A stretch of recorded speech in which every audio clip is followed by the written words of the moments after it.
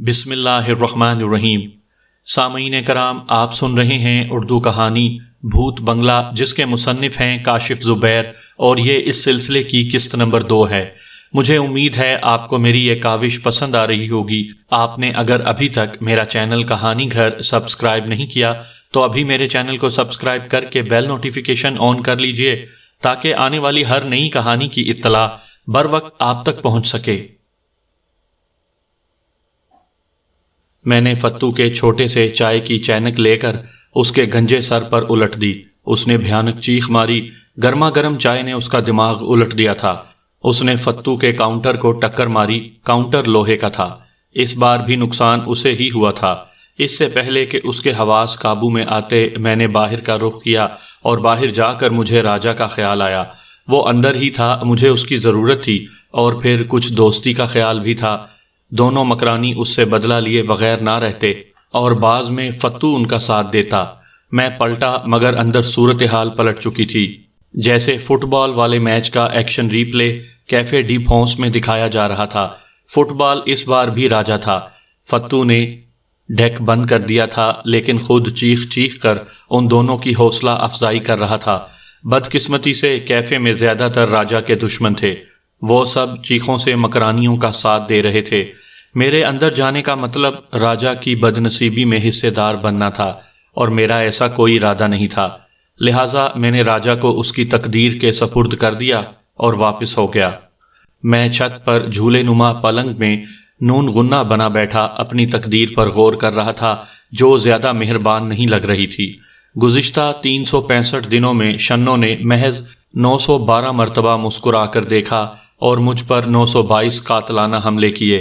اس کے علاوہ اس ستم گر حسینہ نے کم سے کم 100 بار میرا دل توڑا جب میرا موڈ رومانٹک ہو رہا ہوتا تھا اور وہ اپنی ماں کے بلاوے پر نیچے چلی جاتی تھی۔ گزشتہ 1 سال سے میں نے مبلغ کوئی 1.5 لاکھ کی موٹی رقم اسے شادی فنڈ کے لیے دے دی تھی، جس میں سے خاصی منتوں خوشامدوں کے بعد صرف 15,000 واپس ملے تھے۔ اسی طرح شنو حسن کی بخشش کے معاملے میں کنجوس ثابت ہوئی تھی۔ اماں کا آمرانہ رویہ بھی پہلے سے زیادہ ہو گیا تھا، اور ان کے لہجے میں میرے لیے محبت کا تناسب پاکستان کے قرضوں کی طرح کم ہو رہا تھا۔ ممکن ہے ہمارے وزیر خزانہ کی طرح میری بھی غلط فہمی ہو۔ اماں آخر ماں تھیں، مگر ان کا ظاہری رویہ کسی بیگار کیمپ کے نگران کی طرح تھا۔ وہ مجھے اپنے اشاروں پر روبوٹ کی طرح چلانا چاہتی تھیں۔ میں نے انہیں سمجھایا بھی کہ اس کام کے لیے شنو زیادہ مناسب تھی، لیکن اماں نے پھر مجھے قبل از وقت زن مرید ہونے کے طعنے دیے۔ میں نے بھنا کر کہا، یہ خوب ہے، خود کہیں تو ٹھیک ہے، اور شنو کی مانوں تو زن مرید کہلاؤں۔ کیا آپ خاتون نہیں ہیں؟ پھر میں آپ کی کیوں مانوں؟ اماں نے اگلا ارشاد چمٹے کی مدد سے کیا اور مجھے قائل کر لیا۔ اماں پھر اماں تھیں۔ افراط زر اور مہنگائی کی وجہ سے شنوں کا ٹارگٹ بڑھ گیا تھا۔ گزشتہ سال میں مجھے کئی بار موقع ملا کہ میں اس ٹارگٹ کو حاصل کر لوں، لیکن ایک بار قسمت نے دھوکہ دیا، ایک بار غزل بانوں نے اور ایک بار نازوں نے۔ لگتا تھا کہ میں کنوارا ہی مر جاؤں گا، اور جب فراز صاحب سرگزشت کا تیسرا کنوارا نمبر نکالیں گے تو اس میں اس خاکسار کی کہانی بھی ہوگی۔ 101 راتیں میں نے شنوں کے انتظار میں چھت پر تاریں گنتے گزاریں۔ تارے ہمیشہ ایک جیسے ہوتے تھے۔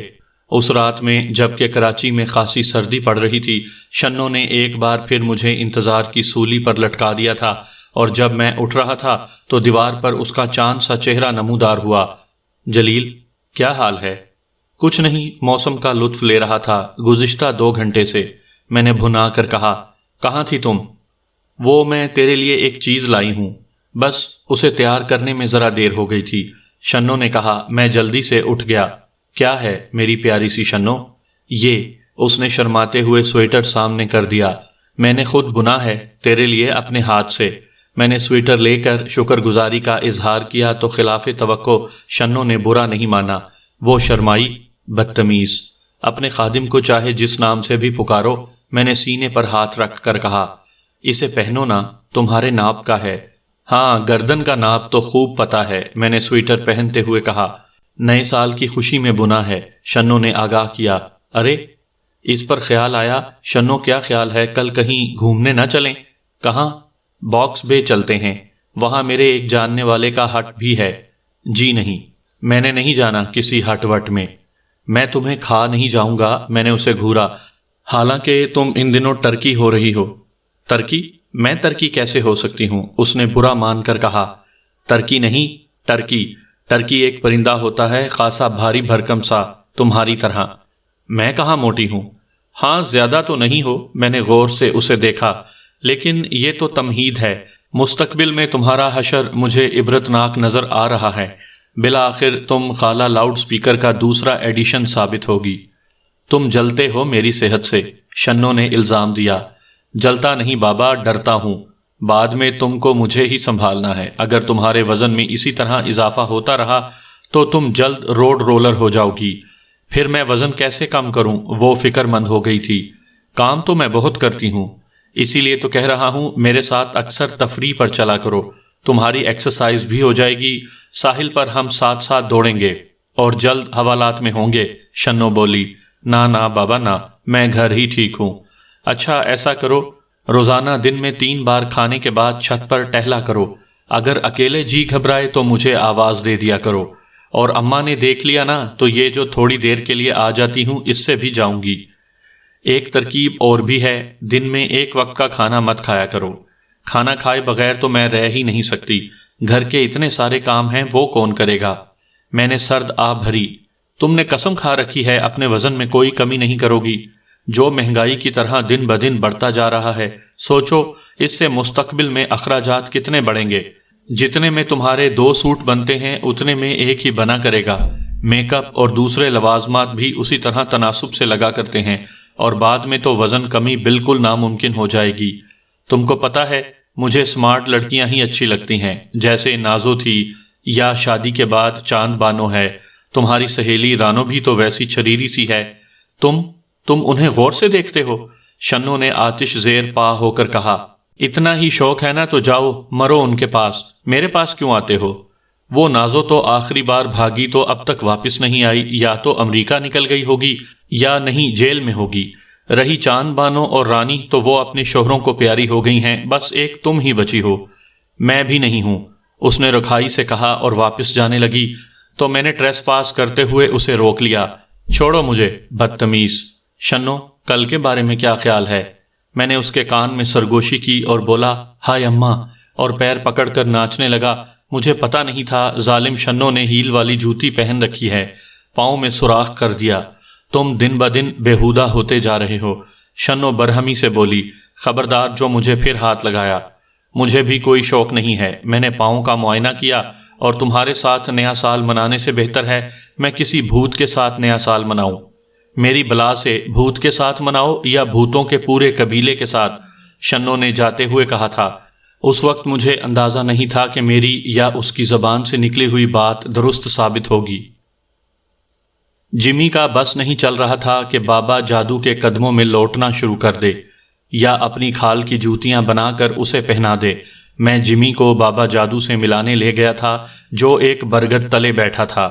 اس نے جمی کو دیکھتے ہی گرج کر کہا، یہ کس ہتھنی کی ناجائز اولاد ہے؟ بابا آپ ہی کا بچہ ہے، میں نے بابا کے قدموں میں بیٹھتے ہوئے خوش آمدانہ انداز میں کہا۔ پھر تو اسے کتے کا بچہ ہونا چاہیے، بابا یعنی راجا نے روانی سے کہا۔ اس کے سیاہ چہرے پر سفید داڑھی اور بکھرے بالوں کے باوجود نحوست برس رہی تھی۔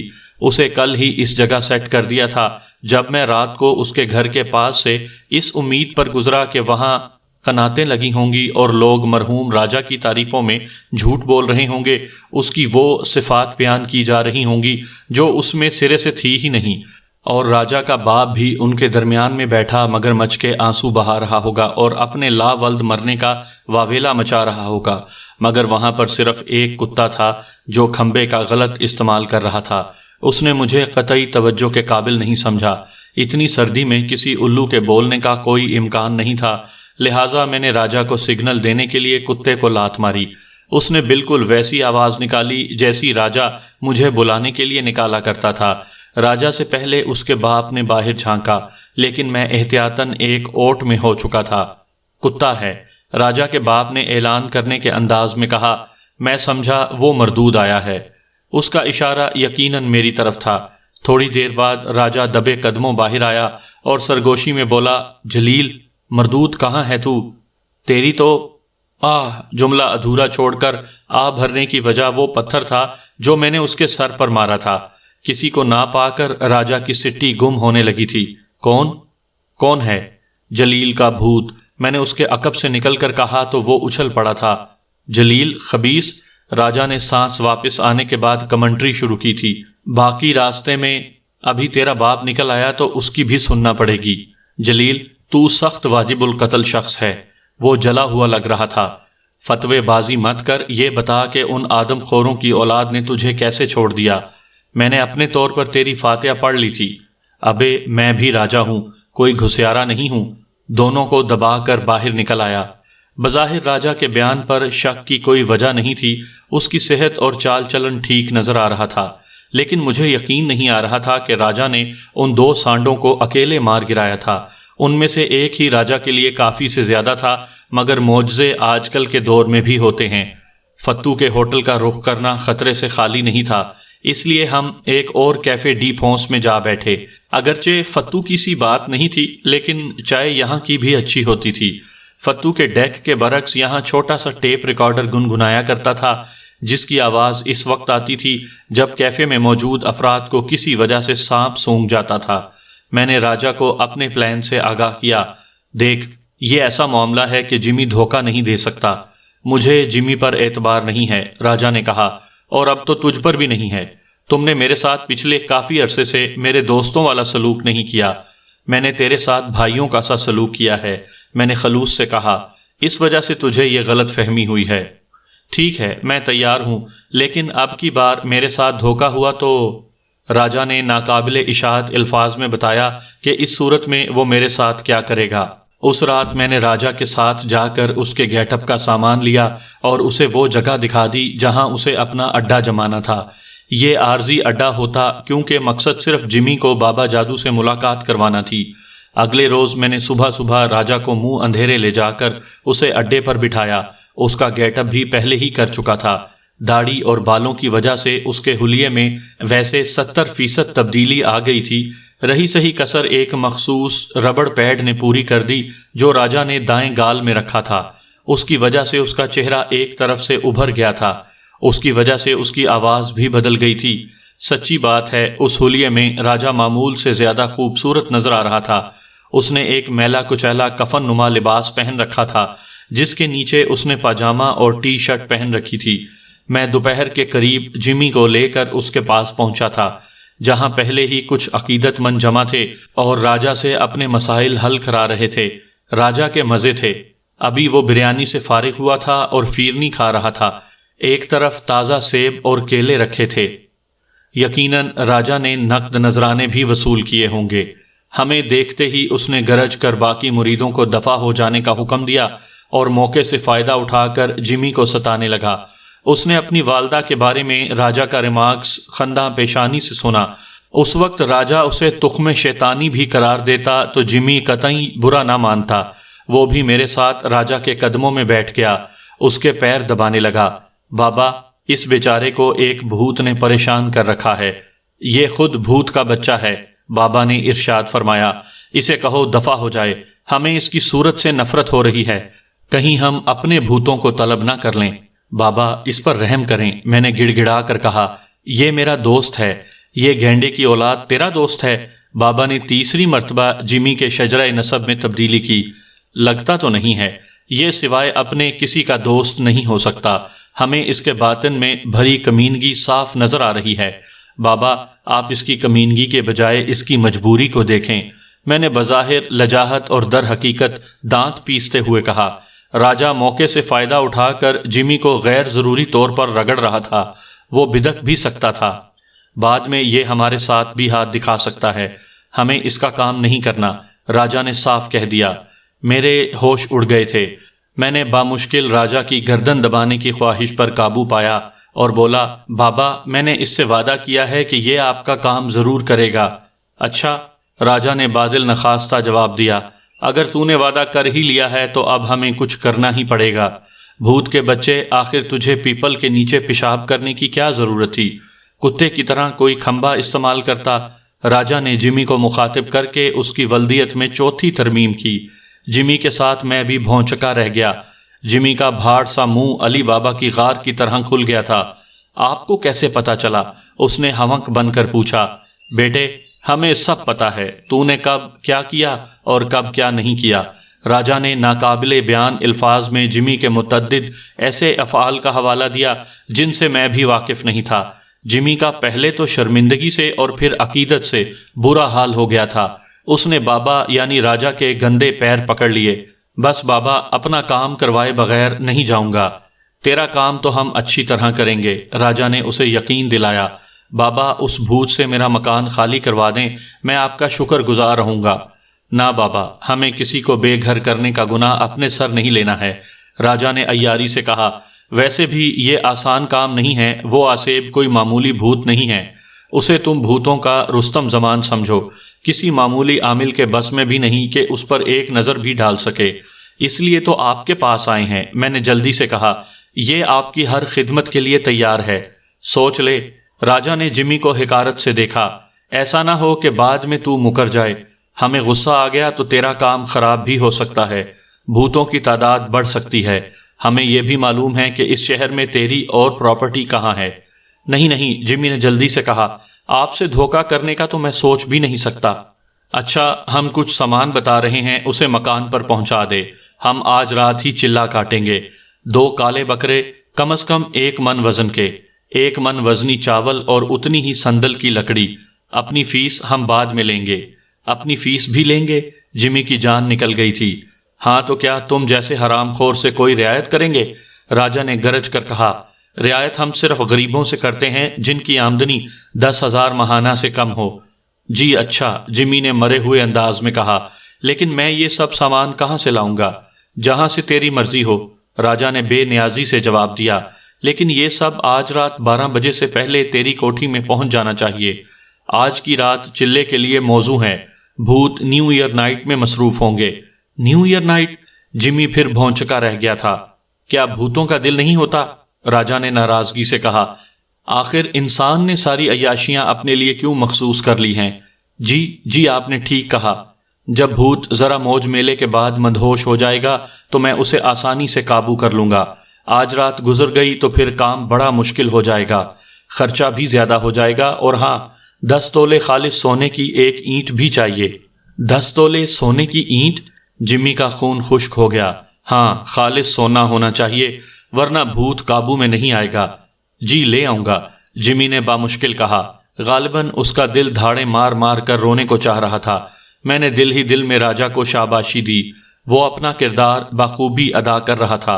اور بیل کے بچے، اگر دل میں ہمارے بارے میں کوئی ایسا ویسا خیال آیا تو کام ہونا تو ایک طرف، تیرا باقی بیڑا بھی غرق ہو جائے گا۔ راجا نے ایک بار پھر اس کی ولدیت میں تبدیلی کی۔ بالکل نہیں بابا جی، راجا کی بات سن کر جمی گھبرا گیا تھا۔ واپسی پر جمی کے تاثرات سے لگ رہا تھا کہ وہ بابا جادو کے پاس جا کر پچھتا رہا ہے۔ میں نے اسے پکا کرنے کے لیے کئی ایسے عبرت انگیز واقعات سنائے کہ کچھ کمزور عقیدے کے لوگوں نے بابا کی کرامات پر شک کیا تھا۔ نہ صرف ان کی دنیا بلکہ آخرت بھی خراب ہوئی تھی۔ جمی سچ مچ ڈر گیا تھا۔ میں اس کے ساتھ لگا رہا اور قائل ہو گیا کہ دولت میں بڑی طاقت ہوتی ہے۔ شام سے پہلے 2 عدد کالے بکرے جو وزن میں کسی گدھے سے کم نہیں تھے، 1 من چاول اور 1 من سندل کی لکڑی بھی آ گئی۔ جمی نے صرافہ بازار سے سونے کی اینٹ لی۔ یہ تصدیق شدہ مہر والی اینٹ تھی جس میں خالص سونا ہوتا ہے۔ 1 لاکھ کے قریب خرچہ کرتے ہوئے جمی کی حالت خراب ہوئی۔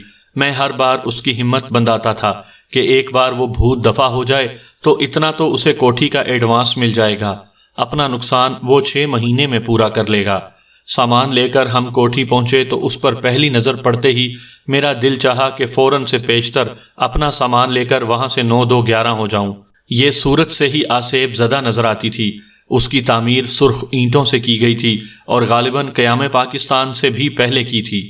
رنگ و روغن برسوں پہلے اتر چکا تھا۔ اس کے بعد جمی نے رنگ کرانے کی زحمت نہیں کی تھی۔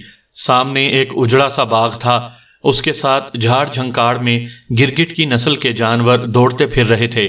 زنگ خورد لوہے کا پھاٹک خوفناک فلموں کی طرح چرچراہٹ کی بھیانک آواز سے کھلا تھا۔ میں اچھل ہی پڑا تھا۔ دراصل 3 مہینے بعد کھل رہا ہے نا، اس لیے۔ جمی نے معذرت کی۔ یار، یہ تو سچ مچ آصیب زدہ لگ رہی ہے، میں نے جمی سے کہا، کیا میں احمق لگ رہا ہوں جو جھوٹ موٹ کے کسی آسیب کو بھگانے کے لیے اتنا خرچہ کروں؟ جمی بھنا گیا تھا۔ سوزوکی والا سامان دروازے پر اتار کر رخصت ہو گیا۔ بکرے خاصے صحت مند تھے اور ڈنر سے فارغ ہو کر جگالی کر رہے تھے۔ کوٹھی اندر سے تاریک تھی، لیکن آدھے چاند کی کافی روشنی تھی۔ باہر سٹریٹ لائٹس بھی جل رہی تھی۔ میں بکروں کو کھینچ کر اندر لے گیا۔ لان میں لگے ہوئے جھاڑ جھنکاڑ کو دیکھ کر ان کی باچھیں کھل گئی تھیں۔ جمی پہلے 1 من چاول اور پھر 1 من سندل کی لکڑی اندر لایا۔ اس نے نہ جانے کہاں جا کر سوئچ آن کیا۔ برآمدے کی روشنی جل اٹھی تھی۔ برآمدے میں ایک نسبتاً تاریک گوشے میں ایک سایہ دیکھ کر میری روح فنا ہونے لگی۔ بھوت پہلے سے ہی منتظر تھا۔ اس سے پہلے میں راہ فرار اختیار کرتا، سایہ میری طرف آنے لگا۔ میری رہی سہی ہمت بھی جواب دے گئی۔ میں نے خود پر لعنت بھیجی۔ لالچ میں مارا جا رہا تھا۔ ڈرو مت، سائے نے دبی آواز میں کہا، یہ میں ہوں۔ راجا، میں نے گہری سانس لی۔ مردود، ابھی میرا ہارٹ فیل ہو جاتا۔ شنو ساری عمر تجھے بد دعائیں دیتی۔ ممکن ہے دعائیں دیتی۔ راجا نے دانت نکالے۔ بیچاری کب تک انتظار کرے گی؟ تجھے کیا؟ میں نے بھنا کر کہا۔ گڈی بھی قیامت تک تیرا انتظار کر سکتی ہے۔ ہاں، وہ کر سکتی ہے۔ راجا ہنسا۔ کوئی اور احمق کہاں ملے گا؟ تو کیسے آیا؟ جیسے سب آئے ہیں، راجا نے فلسفیانہ انداز میں کہا۔ ماں کے پیٹ سے۔ میرا مطلب ہے کوٹھی میں کیسے آیا؟ گستاخ، ہم سے سوال کرتا ہے؟ راجا نے ایک دم گرج کر کہا۔ یہ دروازے دیواریں ہمارا راستہ نہیں روک سکتی۔ غلطی ہو گئی بابا، میں نے عاجزی سے کہا۔ میں نے اشارہ سمجھ لیا تھا۔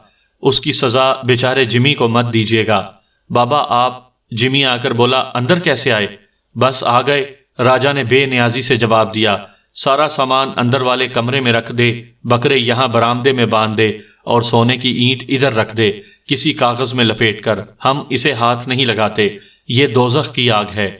جمی نے بادل نخواستہ اینٹ نکال کر فرش پر رکھ دی۔ وہ پلاسٹک اور لیدر کے کیس میں تھی۔ بابا، کیا اینٹ واپس مل جائے گی؟ مشکل ہے۔ اصل میں آسیب کو بھگانے کے لیے نذرانے ضروری ہیں۔ آسیب کو سونے کی کیا ضرورت ہے؟ جمی نے مشکوک لہجے میں پوچھا۔ تجھے کیا ضرورت ہے، چڑیا گھر سے بھاگے ہوئے گدھے؟ راجا دھاڑا۔ اگر تجھے ہے تو بھوت اور جنات کو بھی ہوتی ہے۔ جب وہ زن اور زمین پر قابض ہو سکتے ہیں تو زر پر کیوں نہیں؟ جمی لاجواب ہو گیا تھا۔ اب میرے لیے کیا حکم ہے؟ دفع ہو جا اور کل 12 بجے سے پہلے اس کوٹھی کے پاس نہ پھٹکنا، ورنہ مارا جائے گا، بہت بری موت۔ راجا نے خوفناک لہجے میں کہا۔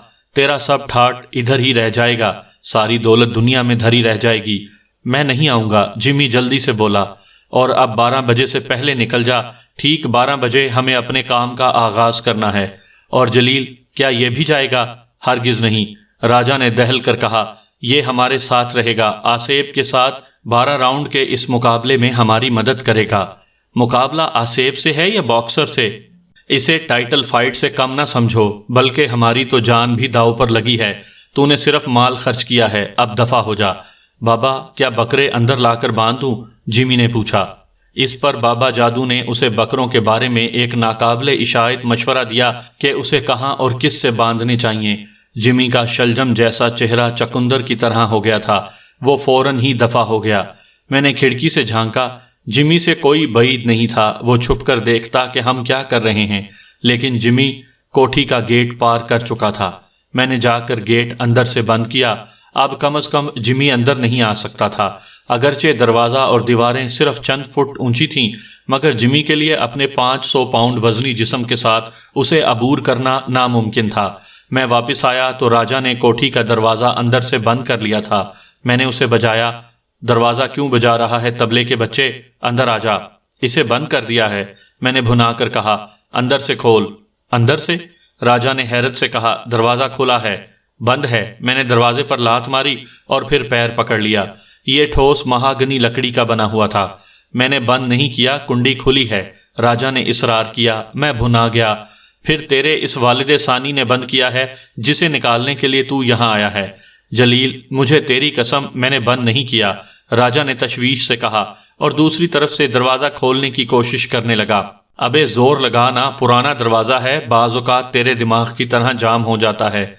تو زور لگا دے اپنے چالو دماغ سے، راجا نے برا مان کر کہا۔ 10-15 منٹ تک ہم دروازے کے ساتھ زور آزمائی کرتے رہے اور پھر تھکے ہوئے انداز میں بیل کی طرح ہانپنے لگے۔ راجا اب گھبرایا ہوا تھا۔ جلیل، یہ کہاں لا کر پھنسا دیا ہے؟ اس نے رو دینے والے انداز میں کہا۔ مرتا کیوں ہے؟ ایک دروازہ ہی تو بند ہوا ہے، تو کوئی اور دروازہ دیکھ، میں بھی دیکھتا ہوں۔ میں کوٹھی کے دوسری طرف جانے کے لیے برآمدے سے اترا، جہاں دونوں بکرے ایک دوسرے سے لگے کھڑے تھے اور اس وقت جگالی بھی نہیں کر رہے تھے۔ رات کے 12 بج چکے تھے اور چاند کی ہلکی سی روشنی میں کوٹھی بالکل کسی ہارر فلم کا منظر پیش کر رہی تھی۔ ہر طرف ویرانی تھی، جھاڑ جھنکاڑ تھا۔ جھینگر کے قبیلے کے حشرات میوزیکل نائٹ کا پروگرام پیش کر رہے تھے۔ ان کی ہم نوائی کے لیے کسی کا پالتو الو وقفے وقفے سے آواز نکال رہا تھا۔ ممکن ہے یہ کوئی مور ہو۔ خاکسار کو پرندوں میں صرف بھنے ہوئے مرغ سے دلچسپی ہے۔ ماحول بھوت شو کے لیے نہایت موزوں تھا۔ میرے رونگٹے کھڑے ہو رہے تھے۔ ایک بار میرے دل میں آئی کہ فرار ہو جاؤں، لیکن راجا کو میں چھوڑ کر کہاں جاتا، جس کے پاس 50,000 روپے مالیت کا سونا بھی تھا۔ میں اسے ایسے نہیں چھوڑ سکتا تھا، بلکہ مجھے شبہ تھا کہ راجا کوئی حرامی پن کر رہا تھا۔ اس نے دروازہ اندر سے بند کر لیا تھا اور اب اسے کھولنے کے لیے آمادہ نہیں تھا۔ دوسرا دروازہ مجھے کوٹھی کے عقبی حصے میں ملا۔ میں نے اسے بجایا اور چلا چلا کر راجا کو آواز دی۔ خاصی دیر بعد میری عقل میں آیا کہ اس طرح الو بنا کر راجا فرار ہو گیا تھا۔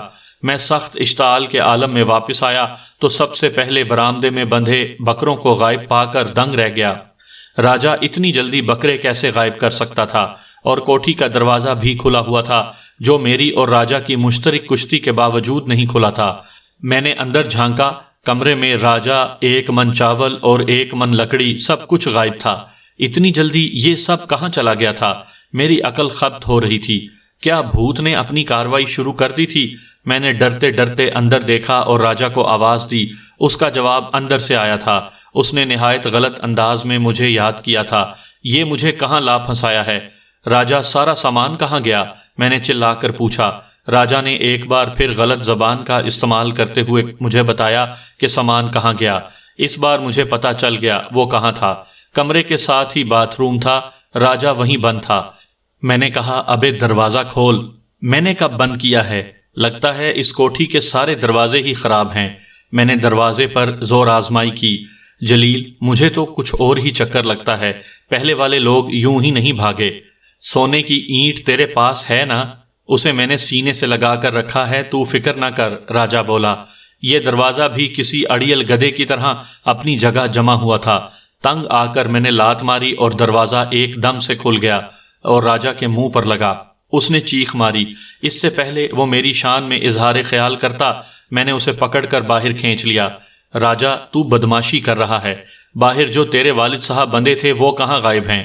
مجھے کیا معلوم؟ راجا کی سٹی گم تھی۔ جلیل، یہاں سے بھاگ چل، اس سے پہلے کوئی اور آفت آئے۔ لعنت بھیج جمی پر، ہماری بلا سے۔ اس کا کوئی کرایہ دار، کوئی آدمی ہو یا بھوت، ویسے وہ اسی قابل ہے۔ اس کی ساری پراپرٹی آسیب زدہ ہو جانی چاہیے۔ بکرے کہاں ہیں؟ مجھے کیا پتا؟ ابھی میں آیا تو دونوں برآمدے سے غائب تھے۔ سامان بھی غائب ہے۔ سامان تو یہ رکھا ہے، راجا نے اشارہ کیا۔ میں نے دیکھا اور دنگ رہ گیا۔ چاول کے تھیلے اور لکڑی کے گٹھے اسی جگہ رکھے تھے، مجھے نظر نہیں آئے تھے۔ کیا میری آنکھیں خراب ہو گئی ہیں؟ راجا کی رائے میں میرا دماغ خراب ہو گیا تھا۔ اس نے کھڑکی سے باہر دیکھ کر بکروں کی موجودگی کا اعلان کیا۔ دروازہ بند تھا۔ میں نے کھڑکی سے جھانکا اور بکروں کو موجود پا کر میری عقل خبت ہونے لگی۔ وہ معمولی جسامت کے پورٹیبل بکرے نہیں تھے، گدھے کے سائز کے بکرے تھے۔ پیٹ بھرنے کے بعد ان پر غنودگی طاری ہو رہی تھی۔ یار، میں نے خود دیکھا تھا، یہاں کچھ نہیں تھا، نہ بکرے اور نہ یہ سامان، سب غائب تھا۔ تو اب کہاں سے آ گیا؟ راجا نے طنز کیا اور دروازہ کھولنے کی کوشش کی۔ وہ حسب سابق جام نکلا۔ راجا نے جھلا کر اس کی اور اس کو بنانے والے کے رشتے میں رد و بدل کر دیا۔ یہ بھی کھلا تھا جب میں آیا تھا اور میں نے اسے بند نہیں کیا تھا۔ شاید ہوا سے بند ہو گیا۔ راجا نے باہر چلتی سرد ہوا سے ہلتے درختوں کو دیکھا۔ راجا گدھے، ہوا سے دروازے کو کھلنا چاہیے تھا، بند نہیں ہونا چاہیے تھا، میں نے اعتراض کیا۔ پھر دروازہ کس نے بند کیا؟ راجا نے میری طرف دیکھا۔ ہم دونوں کے ذہن میں ایک ہی جواب تھا، لیکن کہنے کی ہمت نہیں تھی۔ میں بولا، راجا، ہمیں کوٹھی کو اندر سے دیکھنا چاہیے، ہمیں فوراً سے پیشتر یہاں سے بھاگ جانا چاہیے۔ اگر تو اس دروازے کو توڑ سکتا ہے تو شوق سے بھاگ جا، میں نے طنز کیا۔ شکر ہے کوٹھی کے اندر روشنی تھی۔ میں کمروں کا معائنہ کر رہا تھا اور راجہ میرے پیچھے پیچھے تھا۔ سارے ہی کمرے خالی تھے، مگر ایک کمرے میں داخل ہوتے ہی ہم اچھل پڑے تھے۔ کمرہ اس طرح سجا ہوا تھا جیسے خاص طور سے حجلہ عروسی بنایا گیا ہو۔ کمرے کے وسط میں ایک چھپر کٹ تھا جس کے چاروں طرف سرخ رنگ کے ریشمی پردے سرسرا رہے تھے۔ فرنیچر بے حد اعلیٰ درجے کا تھا۔ ایک طرف میز پر دودھ کے جگ کے ساتھ گلاس رکھے تھے۔